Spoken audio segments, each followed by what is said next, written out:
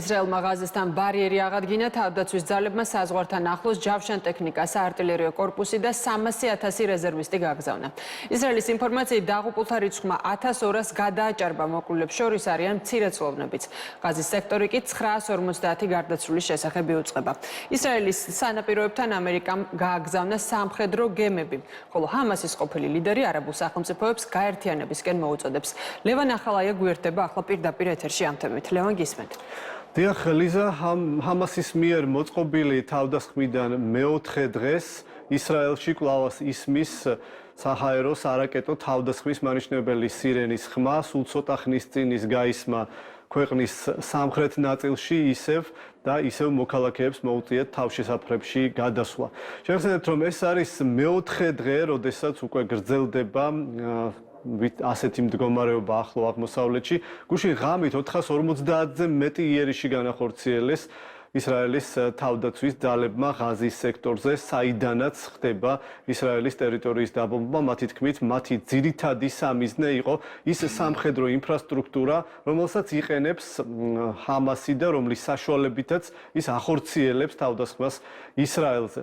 როგორც შენ უკვე აღნიშნე, 300,000 რეზერვისტი, 300,000 სამხედრო, უპრეცედენტო რაოდენობა სამხედროების მობილიზებული ყავს უკვე ისრაელის თავდაცვის ძალებს და ისინი მზადარიან, რომ დაიწყონ სახმელეთო შეტევა.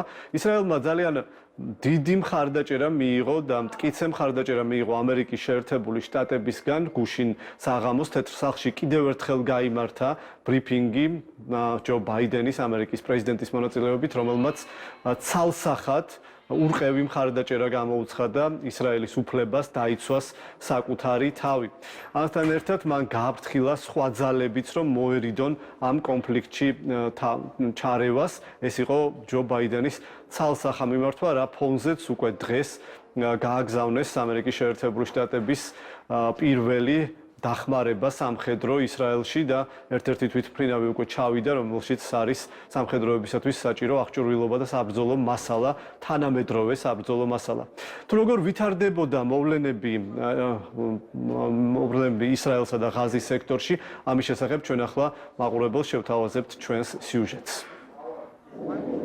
ბოლო 24 საათში ისრაელის თავდაცვის ძალებმა ღაზის სექტორში ჰამასის პოზიციებზე 450 დარტყმა მიიტანეს. ათობით ავიაგამანადგურებლის ერთ-ერთი მთავარი სამიზნე გახდა ღაზის სექტორის ჩრდილოეთ ნაწილში მდებარე ალ-ფურქანის რაიონი, რომელსაც ისრაელის ცნობით ჰამასის წევრები თავდასხმებისთვის ყველაზე ხშირად იყენებდნენ. ისრაელის სამიზნე ასევე გახდა ჰამასის სამხედრო მეთაურის მოჰამედ დეიფის სახლი. პალესტინური მედიის ცნობით შედეგად მოკლულები არიან დეიფის ოჯახის წევრები. ისრაელელი სამხედროების ცნობით ბოლო დღეღამის განმავლობაში ღაზის სექტორის ჩრდილოეთ ნაწილში განადგურებულია ჰამასის მიერ მოწყობილი რამდენიმე მიწისქვეშა გვირაბი და სხვა სამხედრო ინფრასტრუქტურა. მიუხედავად იმისა, რომ ისრაელის მთავრობა ამბობს, რომ ღაზის სექტორთან საზღვარს სრულად აკონტროლებს, ვრცელდება ინფორმაცია, რომ ჰამასის მებრძოლებმა მაინც მოახერხეს ისრაელის ტერიტორიაზე შეღწევა. ერთ-ერთი ასეთი შემთხვევა ქალაქ აშკელონთან მოხდა. ქალაქის ინდუსტრიულ ზონაში ისმოდა სროლის ხმაც. ისრაელის არმიის ცნობით ბოლო 24 საათში სამხედროებმა ისრაელის ტერიტორიაზე 18 ტერორისტი მოკლეს.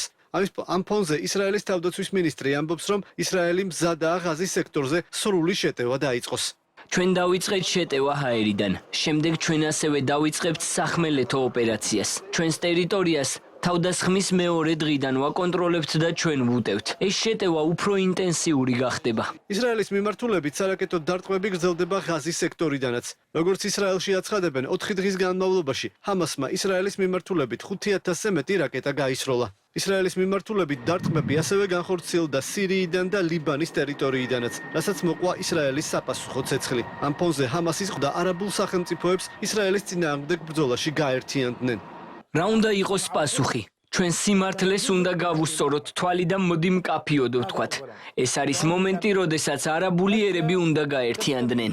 ღაზის სექტორში კი ჰუმანიტარული ვითარება მძიმდება. დაღუპულია 950 ადამიანი, დაჭრილია ათასობით მშვიდობიანი მოქალაქე. პალესტინის ხელისუფლების ცნობით, ისრაელის იერიშების შედეგად დანგრეულია 1000-ზე მეტი სახლი. ღაზის სექტორის მცხოვრებლებს არ მიეწოდებათ ელექტროენერგია და წყალი. საავადმყოფოებში იწურება მედიკამენტებისა და სამედიცინო საშუალებების მარაგი. გაეროს ცნობით, ღაზის სექტორიდან იზოლებით გადაადგილებული პირების რაოდენობა 273,000 აღწევს. მათგან უმეტესობა თავს გაეროს ეგიდით მოწყობილ სკოლებში შენობებში შეაფარებს. საერთაშორისო ორგანიზაციები მოუწოდებენ ისრაელს დაიცვას ომის კანონები და უზრუნველყოს მშვიდობიანი მოქალაქეების ღაზის სექტორიდან გასასვლელად საჭირო უსაფრთხო დერეფანი. ჰამასის მიერ მოწყობილი თავდასხმიდან მეოთხე დღეს კიდევ ერთხელ შედგა ისრაელის პრემიერ-მინისტრისა და ამერიკის პრეზიდენტის სატელეფონო საუბარი. ბენიამინ ნეთანიაჰუმ ბაიდენს მხარდაჭერისათვის მადლობა გადაუხადა და განაცხადა, რომ ისრაელზე თავდასხმის ორგანიზატორები ტერორისტული დაჯგუფება ისლამური სახელმწიფოს წევრებზე უფრო სასტიკები არიან. ვაშინგტონმა უკვე გააგზავნა ისრაელში საბრძოლო მასალა.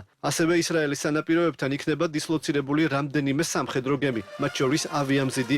ჯო ბაიდენმა კიდევ ერთ გამოსვლაში, რომელიც ისრაელზე ჰამასის თავდასხმას ეხებოდა, განაცხადა, რომ ვაშინგტონის მხარდაჭერა ისრაელის მიმართ ურყევია. მან ასევე გააფრთხილა სხვა ძალები თავის შეიკავონ ჩარევისგან. ჩვენ ვდგავართ ისრაელის გვერდით.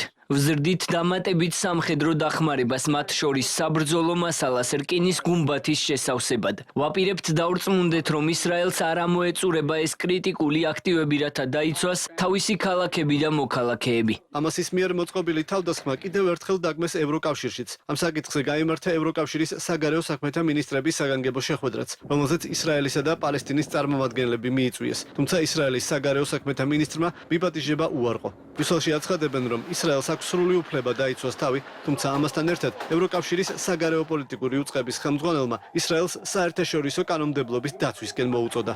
ისრაელს აქვს თავდაცვის უფლება, მაგრამ ეს უნდა მოხდეს საერთაშორისო კანონმდებლობის დაცვით. ისრაელის ზოგიერთი გადაწყვეტილება ეწინააღმდეგება საერთაშორისო კანონს. ახლო აღმოსავლეთში ძალადობის ესკალაციის გამო მსოფლიოს არაერთ ქვეყანაში გაიმართა საპროტესტო აქციები. მანიფესტაციები გაიმართა ამერიკის შეერთებულ შტატებში, ესპანეთში, ბრაზილიაში. დემონსტრანტების ნაწილი მხარდაჭერას ისრაელს, ხოლო მეორე ნაწილი პალესტინას უცხადებს. აი ასეთი მდგომარეობა ახლო აღმოსავლეთში და ვითარების ესკალაცია შესაძლებელია მოხდეს ყოველ დღე. სწორედ ამიტომ ამერიკის შეერთებულმა შტატებმა გადაწყვიტა, რომ უკვე ხვალ გაემგზავრება ისრაელში სოლიდარობის გამოსახატად ამერიკის შეერთებული შტატების სახელმწიფო მდივანი, როგორც გითხარით, ენტონი ბლინკენს ელოდებიან უკვე ხვალ ისრაელში. მადლობა ლევან ახალაია იყო პირდაპირ ეთერში.